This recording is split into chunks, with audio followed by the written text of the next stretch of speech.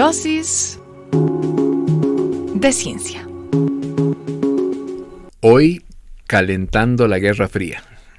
Bienvenidos a otra dosis de ciencia con el profe Mario Vázquez y una contradicción ahí en ese título, profe, como siempre, más confundidos de lo normal, porque me imagino que es lo que uno dice acá, no sé si usted lo ha escuchado, ay, tan bombero, cuando uno le echa más fuego o leña al fuego para avivar un poquito más. En este caso, esta temporada que nosotros conocemos como Guerra Fría. No sé si por ahí va la cosa, si tiene que ver con aviones creados precisamente para mejorar toda esa competencia en la guerra, pero bueno, usted ya nos lo dirá. ¿Cómo ha estado? Bienvenido. Muy bien, muchas gracias. Tratando de analizar a ver si te acercabas o no a la idea, pero bueno. Más fría que la Guerra Fría. Me parece que está un poco frío, exactamente. Porque a lo que hago referencia es a un acontecimiento, a algo que pasó en la época aquella que reconocemos como la Guerra Fría y que, como ha sucedido en esos años, a veces algunas cosas que sucedían ponían, digamos, más tensas las relaciones que ya de por sí eran complicadas. Entonces a eso me refería, que un acontecimiento, algo que sucedió un día y que puso nuevamente en jaque esa confrontación, eso de estar siempre a punto de pelearse entre la antigua Unión de Repúblicas Socialistas Soviéticas y los Estados Unidos. Uh-huh.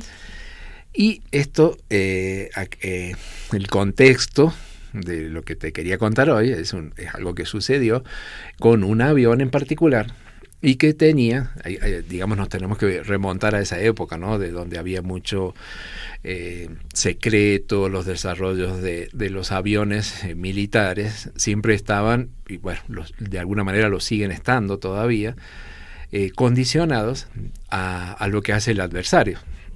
Digamos, un país no produce un avión de unas determinadas características porque le parece que ese es el mejor, sino que está pensando que es el mejor para enfrentar a alguien en particular, o porque el contrincante, que por años, y en estos años eran siempre entre americanos y rusos, digamos, genera un avión que tiene unas prestaciones tales que se obliga a la contraparte a tratar de contrarrestar esa ventaja. Y eso es lo que se conoce como la carrera armamentística, ¿no? Yo saco un arma poderosa, entonces el otro saca una que sea un poquito más que la anterior y así sucesivamente. Para ver quién es el mejor. Para ver quién es el mejor. En la competencia. Exacto. Y en el campo de la aviación, y en el campo de la investigación aeroespacial, siempre ha sucedido esto. Y en este caso en particular, para esta época, para estos años, en lo que fue en el año 1976, en particular, vamos a decir, rusos, habían desarrollado un avión, que era el MiG-25, que tenía aparentemente unas prestaciones muy poderosas y que preocupaban mucho a la parte americana. A su vez, los americanos en esa época tenían un avión espía que era el Black Bear, el SR-71. También, bueno, no sé, algún día hablaremos de ese avión, porque usted lo ha dicho. Hablaremos. Era un avión que, digamos, eso también no sucedía en esas épocas, que no se usaban los satélites, sino que se usaban aviones espías. El Black Bear era un avión que volaba muy, muy alto, entonces al volar tan alto podía tomar imágenes de la Unión Soviética, con la tranquilidad de que no iban a ser interceptados, porque no había otro avión que llegara a esa altura, o si les querían disparar con algo no lo iban a alcanzar. Pero en esos años se enteran los americanos que los rusos estaban construyendo este avión, el MiG-25, y empiezan a temer que este sería el contrincante del Black Bear. Ahora, querían conocer más detalles, porque estas son cosas todas de espionaje. Esos aviones no se muestran en público en esa época, y empieza a crearse todo un mito, digamos, alrededor de lo que era ese avión. por las imágenes que se logran ver y por algunas cositas que ven en otros países, empiezan a hacerse la idea de que ese avión realmente era muy poderoso, que iba a viajar a 3 veces la velocidad del sonido, el ruso, exacto. En esa época también se acostumbraba que la NATO, la Organización del Tratado del Atlántico Norte, a los aviones de los rusos, de los contrincantes, les ponen nombres. O sea, el ruso le pone su nombre, MiG-25, pero la contraparte, digamos, los identifican con algunos apodos. En este caso, a este avión, que era misterioso, le llaman Foxbat, que sería una mezcla como de lobo y murciélago, cuando se refieren a él, un nombre en código. Y era un avión que tenía alas muy grandes, entonces se pensaba que era realmente de temer y que iba a obligar a que los americanos desarrollaran un avión para contrarrestarlo, que de hecho así es como nace el F-15, que es un avión que fue hecho pensando en competir con este otro. Así que había toda una cuestión de misterios alrededor de estos aviones, seguía las competencias de esta armamentística y basados en algunos poquita información. Pero ¿qué sucedió, como te decía, en el 6 de septiembre de 1976 en particular? Y es que un avión de estos, un piloto que era Víctor Belenko, un ruso, estaba en una base por Vladivostok. Si te acuerdas del mapa, Rusia es muy grande, sí. Todo el territorio es muy, muy grande, y sobre el Pacífico, ahí es donde está Vladivostok, la ciudad. Entonces hay que ubicarse en el Pacífico. En el Pacífico quiere decir que del otro lado está Estados Unidos. Estaban cerca de Vladivostok, una base con estos aviones, con el MiG-25, y de golpe, cuando estaban haciendo unas maniobras, uno de estos aviones se desaparece. Se desaparece el radar. Entonces, lo que se imagina en ese momento es que Claro, que les interceptaron y los atacaron. No, pues sino que se tuvo un accidente y se cayó al mar, porque en esa zona, o sea, estaba todo protegida por los rusos, y se cayó al mar, se perdió el piloto, ya estaban organizando una campaña como para las condolencias con la esposa, el hijo, se pierde el piloto, pero no era eso lo que había sucedido, sino que Víctor Belenko había desertado con el MiG-25. Se llevó el avión. Y no podía llegar a Estados Unidos porque no tenía tanto combustible. O sea, estos aviones no pueden hacer esas distancias solos, sin reabastecerse. Este avión no lo hacía. Pero lo que tenía relativamente cerca era a Japón. Entonces, este avión, que podía, como digo, a alcanzar velocidades muy, muy grandes, por ejemplo, de 2.600 kilómetros por hora, pero dependiendo, como dices, del combustible que disponía, se dirige a Japón, con el riesgo de que lo intercepten los japoneses y lo destruyan. Así que él va volando a muy poquita, Japón estaba a 644 kilómetros, lo cual también es una distancia importante para este tipo de aviones. Entonces Víctor Belenko lo que hace, se escapa con el avión, el avión que tanto, te imaginas que todo el mundo quería saber, ese era como la fórmula de la gaseosa, quería saber de qué estaba hecho, sí. Cómo era. Se escapa volando a muy bajita altura sobre el mar para que no lo vea el radar, para que los rusos no se enteren que se está escapando, porque ellos mismos lo iban a destruir, ni los japoneses lo encuentren para interceptarlo. Y llega de sorpresa, imagínate los japoneses, llega de sorpresa un MiG-25 a la base japonesa. Que lo curioso es, bueno, que él aterriza en esa base japonesa, y la pista, estos aviones, como iban muy rápido, necesitaban y se frenaban con un paracaídas, pero aún así necesitaban una pista larga, que esta base no la tenía. Entonces él cae una cosa enorme que pasa volando a baja altura, sorprende a todo el mundo, aterriza, no le alcanza la pista, sigue de largo, sigue por la tierra y por allá se frena por fuera de la pista. Dicen que se baja él, Víctor, haciendo disparos al aire para, bueno, de alguna forma mostrar que, bueno, yo no hubiera hecho disparo al aire si estoy desertando. Con una banderita blanca más sí, bien. más bien algo blanco hubiera buscado. Y para avisar que estaba desertando. Ah, ese era el código entonces, ¿o qué? Bueno, lo que se le ocurrió a él en ese momento. Él lo estableció.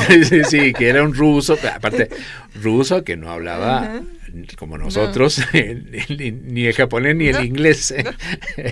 Entonces, como nosotros prácticamente. Y entonces se baja, todos sorprendidos, se dan cuenta que, bueno, entienden de que es un desertor. Estas cosas en la historia han sucedido, o sea, de desertores de todos lados que se pasan al bando enemigo. Pero este caso se hace famoso porque justamente no es que si en esa época todas las labores de espionaje es enterarse qué está haciendo el otro. Pero imagínate que todo lo que querían saber del avión, de golpe alguien les trae el avión y llega el avión así.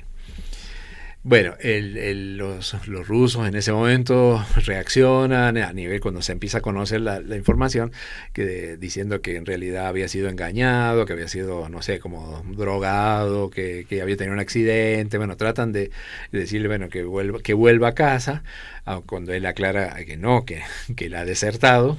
Entonces, bueno, lo condenan a muerte, obviamente. Y en realidad el interés de Víctor era con los Estados Unidos.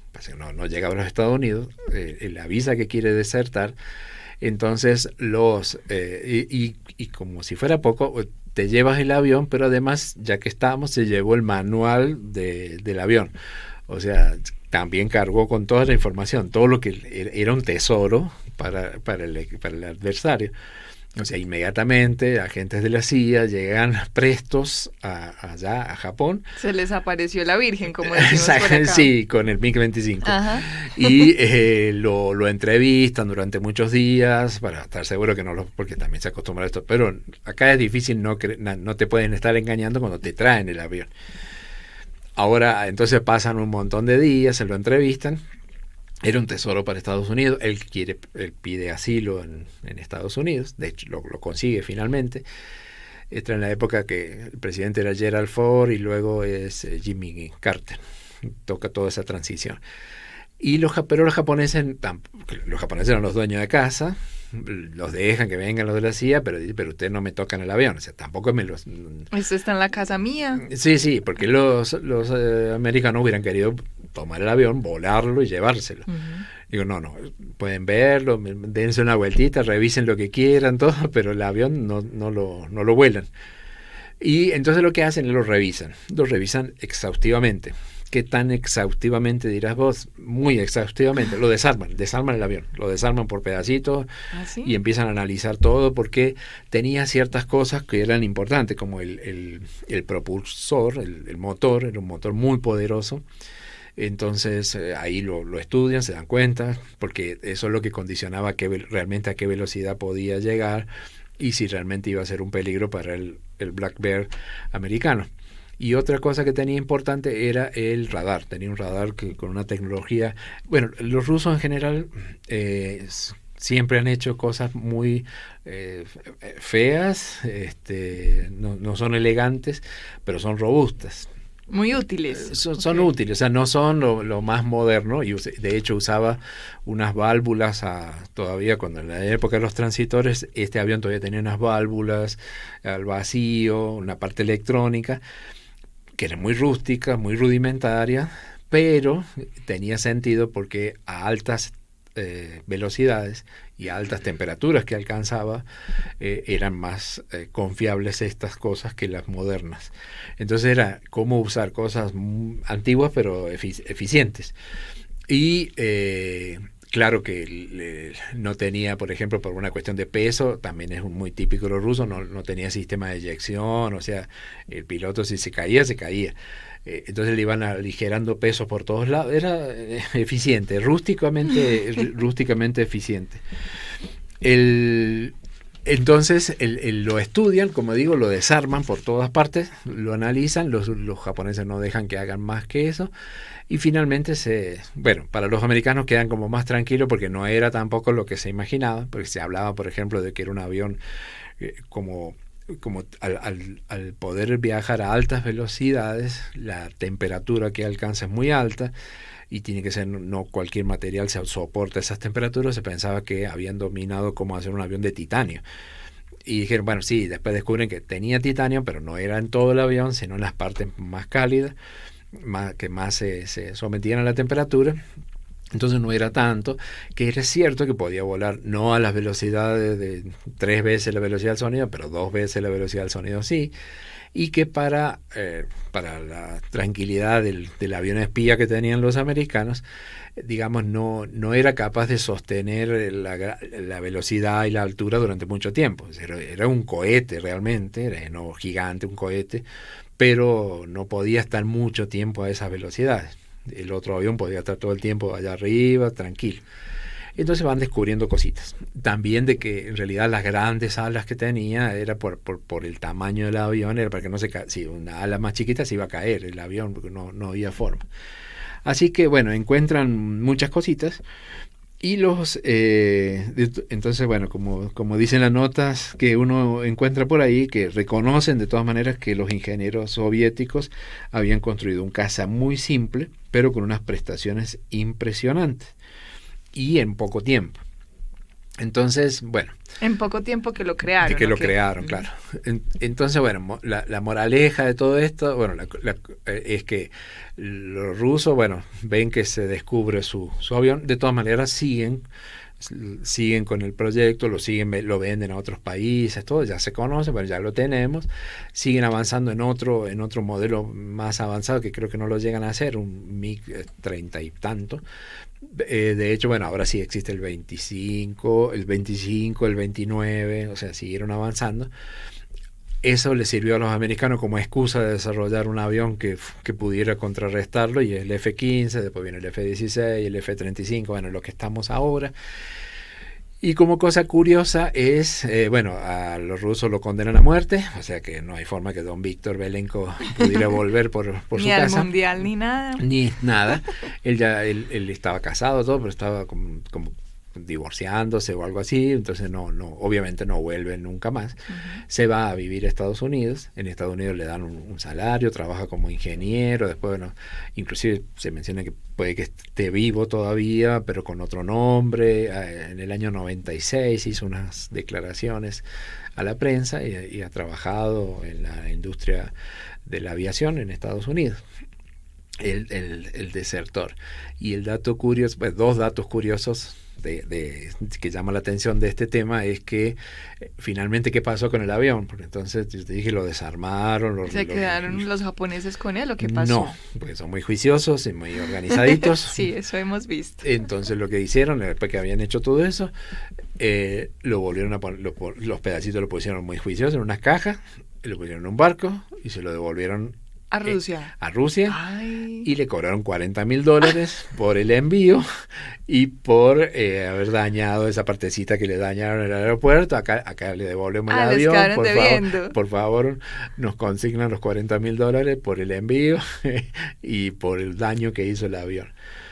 Y entonces imagínate, los rusos recibieron todas las cajas, lo volvieron a ver qué le habían quitado. Descubrieron por ahí que habían, porque como intentaban probar partes del avión los americanos, pero no lo conocían, y en algunos sobre la mano del dueño, entonces dañaron ciertas partes y tuvieron que poner unos fusibles de otra procedencia. Entonces los rusos se dieron cuenta y lo quisieron probar y me lo dañaron. Uh-huh. Así que le devolvieron el avión todo empacadito, en pedacitos.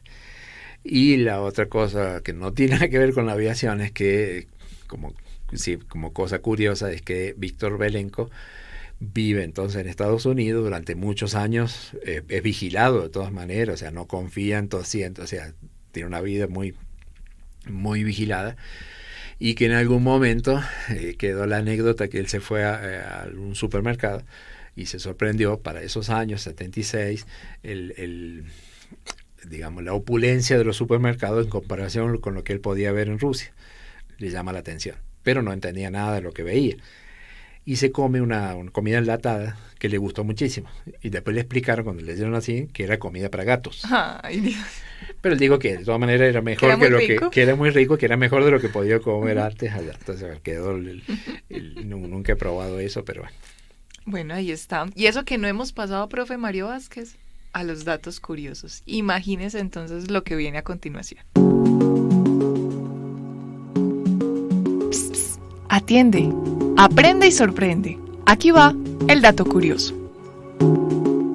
Como dato curioso sobre esta dosis, podríamos hablar de la comida de gatos. Se me ha ocurrido buscar algo de eso, pero como para hablar de un tema diferente, pero no sé. Nunca he probado la comida de los gatos. Pero sí podemos dar algunos datos curiosos de un material que mencioné en la dosis y era el titanio.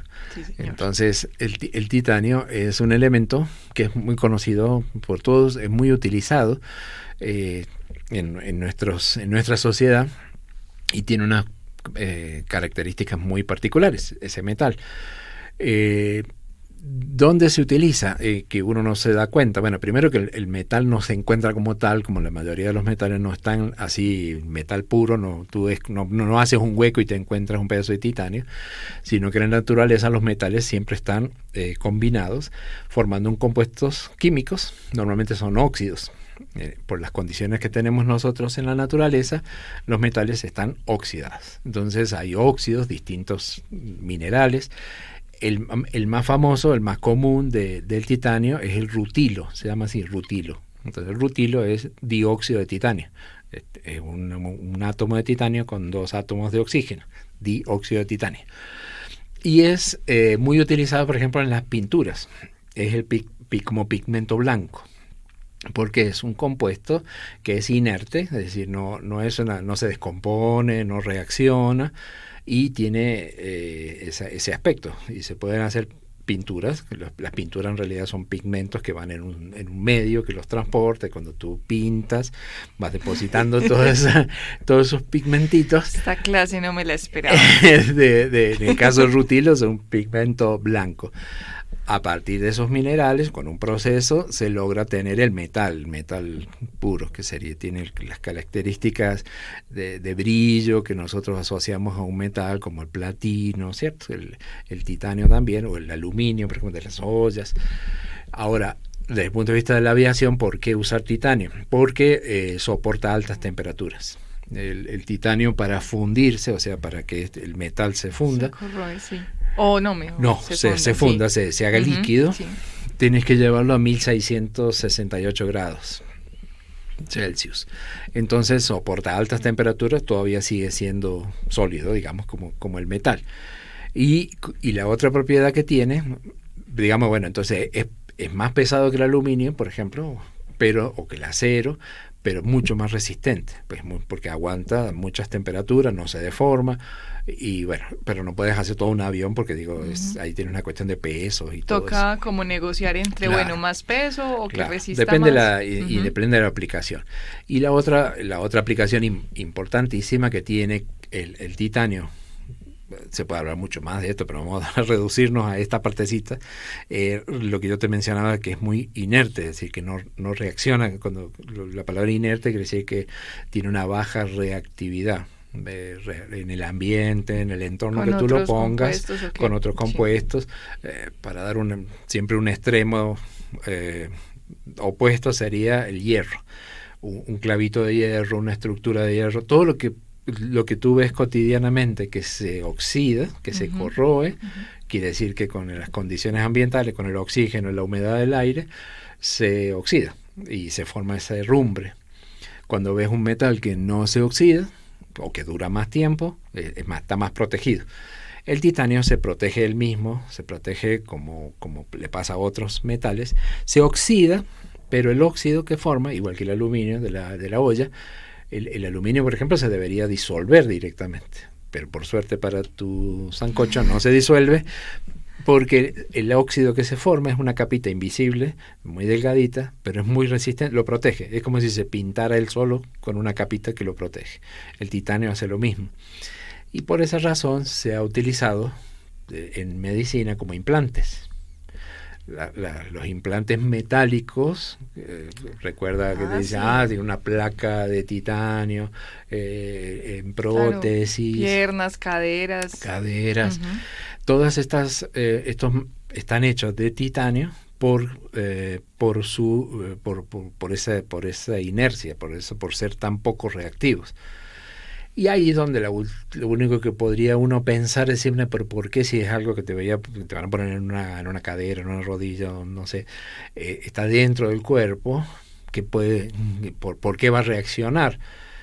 Lo que pasa es que desde el punto de vista químico, dentro del cuerpo es un ambiente sumamente agresivo. Entonces todo lo que nosotros tenemos químicamente, pero por eso no Interactúa con esa pieza claro, también. claro. Entonces así sea, por ejemplo, una pieza metálica, un tornillito en una dentadura.